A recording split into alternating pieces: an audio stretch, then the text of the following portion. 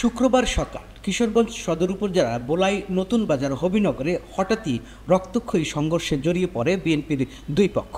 প্রায় আধা ঘন্টা ধরে চলে গুলি, ইটপাটকেল আর ধাওয়া পাল্টা ধাওয়া। এ সময় গুলিবিদ্ধ হয়ে নিহত হন ৩০ বছর বয়সী হিমেল। আহত হয়েছেন অন্তত ৩০ জন। আহতদের অনেককেই কিশোরগঞ্জ শহীদ সৈয়দ নজরুল ইসলাম মেডিকেল কলেজ এবং ময়মনসিংহ মেডিকেল কলেজ হাসপাতালে ভর্তি করা হয়েছে। হিমেলের মৃত্যুর খবর ছড়িয়ে পড়লে রাজন গ্রুপের লোকজন প্রতিপক্ষ এমদাদের বাড়িসহ অন্তত 5টি বাড়িতে অগ্নিসংযোগ ও লুটপাট চালায়। তবে দ্রুতই সেনাবাহিনী ঘটনাস্থলে পৌঁছে পরিস্থিতি নিয়ন্ত্রণে আনে এবং অন্তত 10 জনকে আটক করে পুলিশের হাতে তুলে দেয়। স্থানীয়রা জানায়, দীর্ঘদিন ধরে মাদক ব্যবসার আধিপত্য নিয়ে দ্বন্দ্বে জড়িত ছিলেন জেলা যুবদল নেতা রাজন ও উপজেলা বিএনপি নেতা এমদাদুল হক এমদাদ।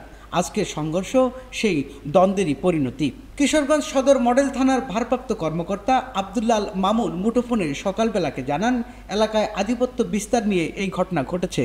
এখন পরিস্থিতি নিয়ন্ত্রণে আছে। হ্যাঁ, আমি দৈনিক সকালবেলা ঢাকা থেকে বলছি। বিএনপির দুই গ্রুপে যে সংঘর্ষের ঘটনাটা, এটা সর্বশেষ পরিস্থিতি কি আছে এখন?